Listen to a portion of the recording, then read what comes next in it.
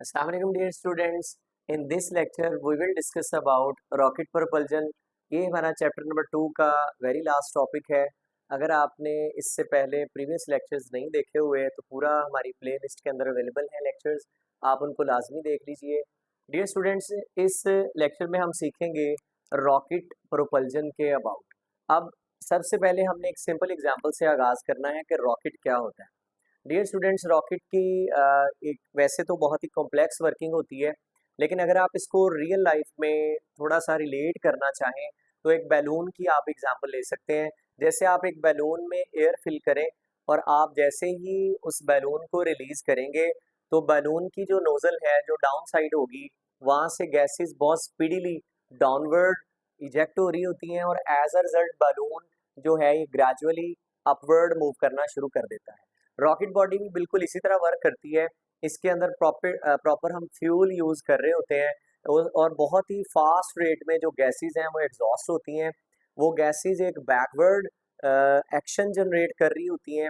As a result rocket body पे एक reaction लगता है जिससे रॉकेट जो है ये ग्रेजुअली अपवर्ड मूव करना शुरू करता है और देन इसकी स्पीड आहिस्ता आहिस्ता इंक्रीज कर रही होती है। तो हमने इसकी सारी वर्किंग को डिटेल के साथ समझना है। बट ये स्टूडेंट्स, इसका जो वर्किंग मैकेनिज्म है, जो वर्किंग प्रिंसिपल है, वो आपको शॉर्ट क्वेश्चन में पूछा जा सकता है। तो इसका वर्किंग प्रिंसिपल है एक्शन और रिएक्शन। नंबर फर्स्ट, न्यूटन का third law of motion. And secondly जो इसमें आपने ऐड करना है वो है law of conservation of momentum. तो ये दोनों इसके वर्किंग मैकेनिज्म्स हैं। तो हम इसी से आगाज करेंगे। सबसे पहली हेडिंग आप यहाँ प्रोवाइड करेंगे working principal.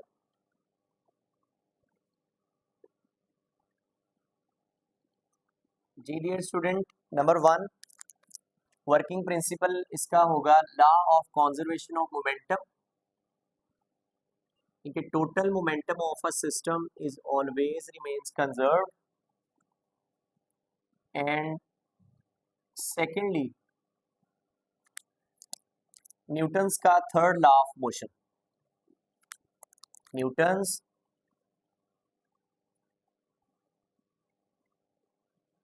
Third law of motion. तो ये आपको एज शॉर्ट क्वेश्चन भी पूछा जा सकता है, इसको आपने देखना है। अच्छा बच्चों, आपके इस कॉन्टेक्स्ट में रॉकेट की कंस्ट्रक्शन को डिस्कस नहीं किया हुआ इतना ज़्यादा इलैबोरेट करके, लेकिन एज एफएससी स्टूडेंट आपको इसकी कंस्ट्रक्शन के अबाउट थोड़ा बहुत आइडिया ज़रूर होना चाहिए। हम इसकी कंस्ट्रक्शन को देखते हैं। डियर स्टूडेंट्स,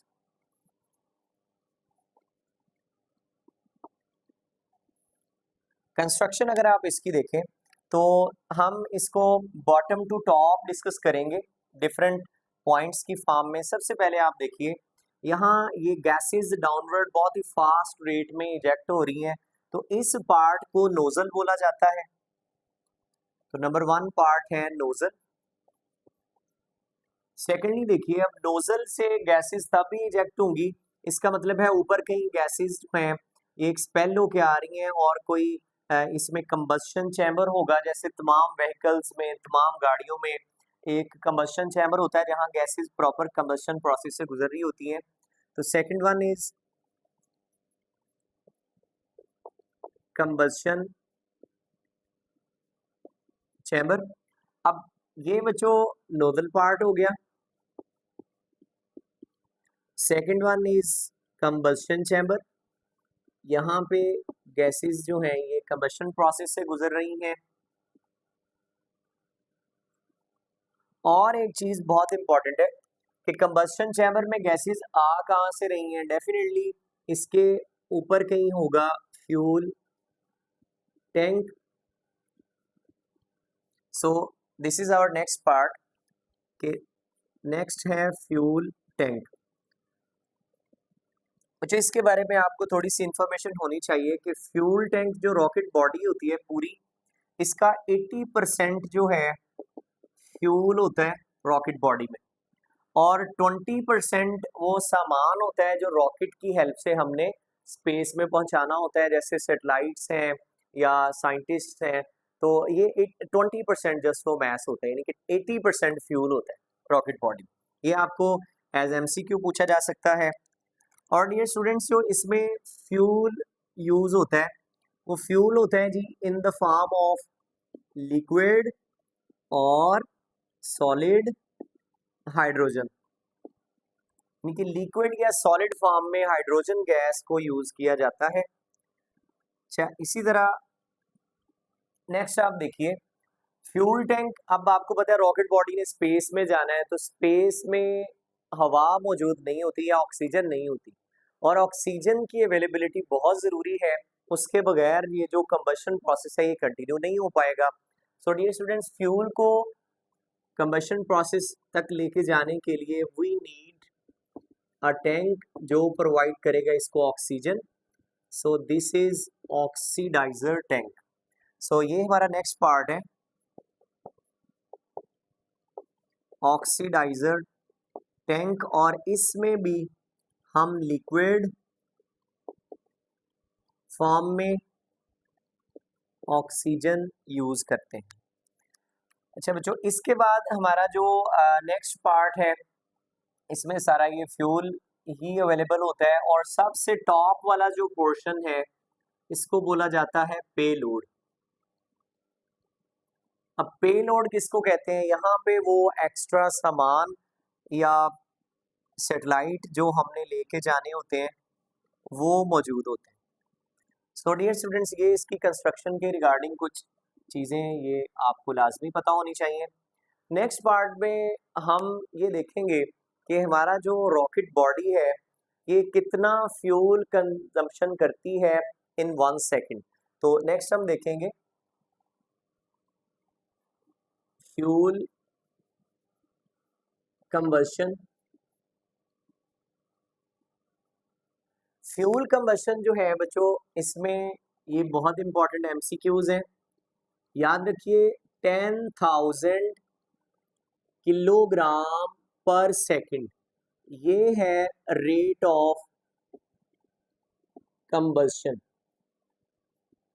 आपने ये बात माइंड में रखनी है कि 10,000 किलोग्राम जो फ्यूल है वो 1 सेकंड में ये रॉकेट बॉडी कंज्यूम कर रही होती है, और as a result rocket body को जो गैसेस का रेट ऑफ इजेक्शन मिलता है, यहाँ से जो डाउनवर्ड गैसेस इजेक्ट होंगी उनकी स्पीड गेन होती है 4,000 मीटर पर सेकंड, और that is speed of exhaust gases.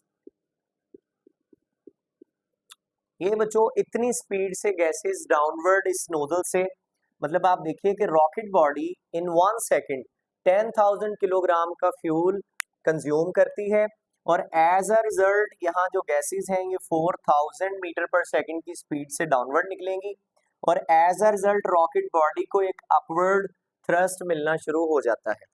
तो यहाँ पर आप देख सकते हैं कि जो गैसेस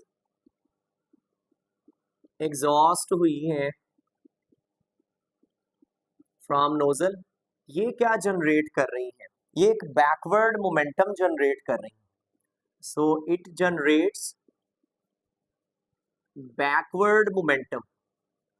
अब बच्चों, मोमेंटम को कंजर्व रखने के लिए जो रॉकेट बॉडी है इसके ऊपर ये बैकवर्ड मोमेंटम है, तो एक फॉरवर्ड मोमेंटम लगेगा। तो रॉकेट बॉडी पे जो रॉकेट है इस पे फॉरवर्ड मोमेंटम लगेगा।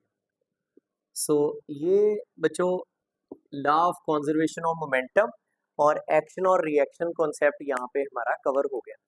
अब डियर स्टूडेंट्स, ये जो वर्ड हमने देखा था रॉकेट प्रोपल्जन, आपको इसका इल्म होना चाहिए कि रॉकेट प्रोपल्जन वर्ड का मतलब क्या है।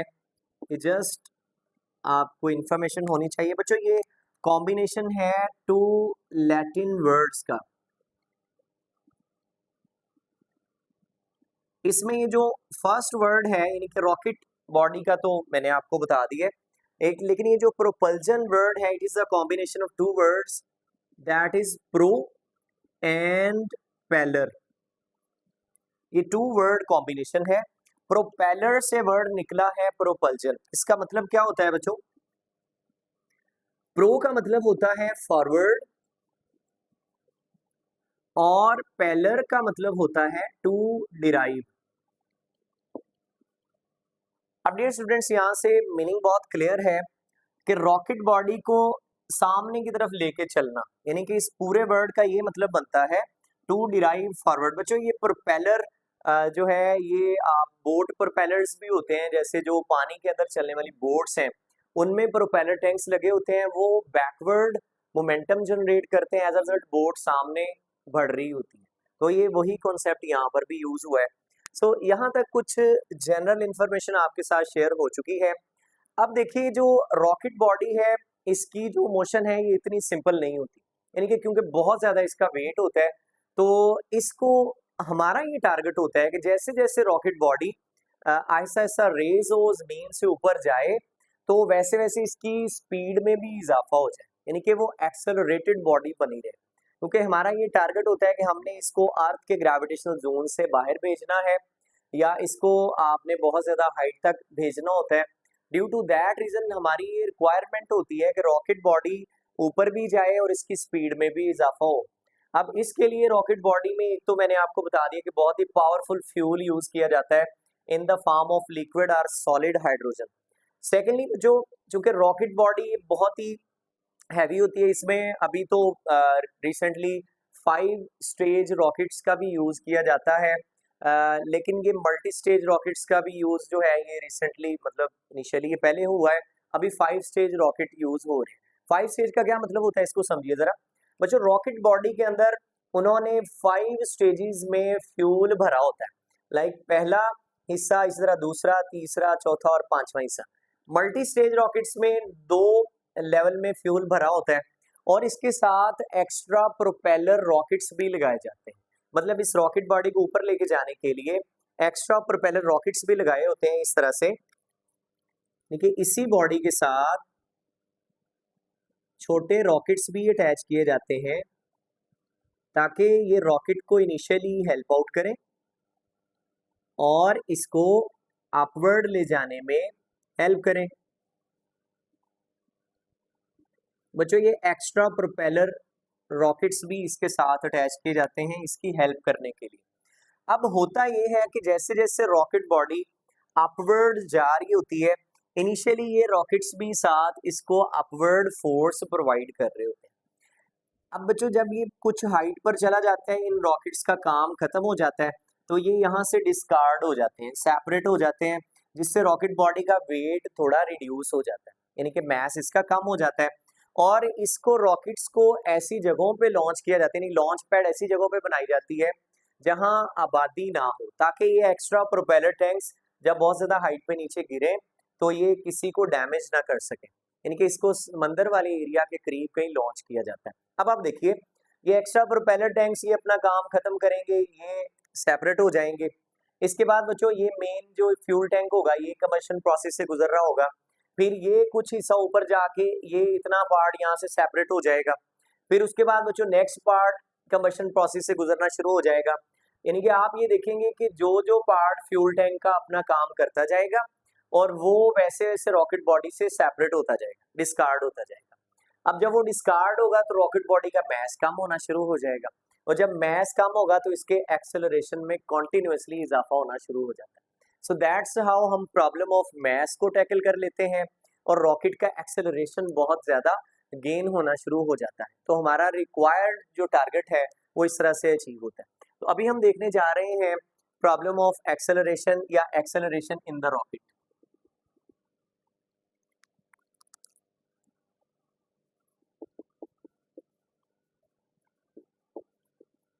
Acceleration in rocket. बच्चों, एक्सेलरेशन का एक्सप्रेशन डिराइव करने के लिए आप ये देखिए कि जो गैसेस की नोजल से जो गैसेस का मास कंज्यूम हुआ है, जो फ्यूल हमारा कंजप्शन से गुजर रहा है, तो मास ऑफ एक्सपेल्ड गैसेस, जो फ्यूल मास हमारा कंज्यूम हो रहा है, और जो गैसेस डाउनवर्ड निकल रही हैं, इसका मास है let's say m dash. m dash क्यों लिखा है, इसका पर्पस आपको समझ आ जाएगा, यानी कि ये वो मास है जो गैसेस डाउनवर्ड एक्सपेल कर रही है। अच्छा, एज अ रिजल्ट जो स्पीड गेन हुई है स्पीड ऑफ एग्जॉस्ट या एक्सपेल्ड गैसेस, ये इक्वल है v के।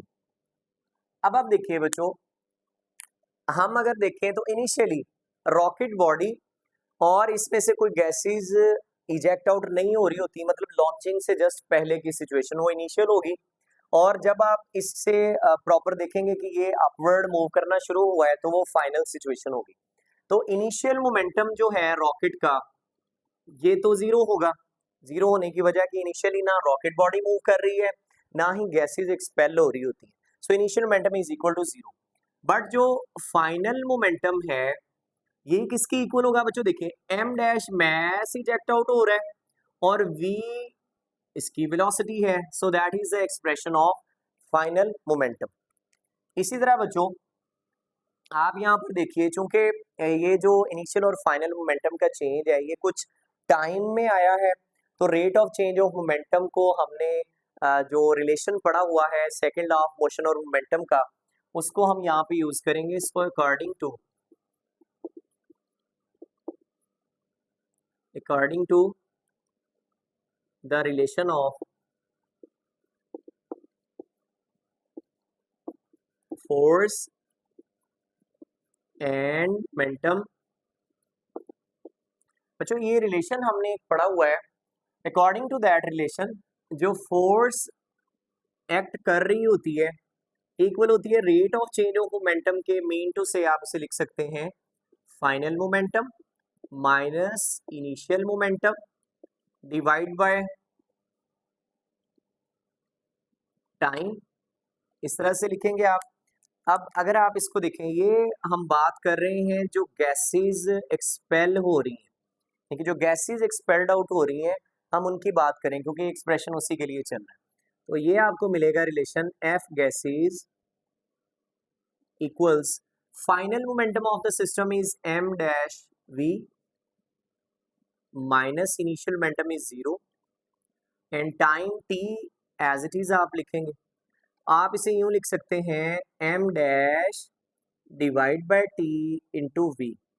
सो डियर स्टूडेंट्स ये आपको एक रिलेशन मिल गया है और इसमें आप देखिए ये जो एक्सप्रेशन है m dash divide by t, ये मास ऑफ गैसेस पर सेकंड है, यानी कि जो कंज्यूम हो रहा है या जो कंबशन प्रोसेस से हमारा जो मास ऑफ गैसेस एक्सपेल हो रहा है, तो ये mass of gases per unit time है।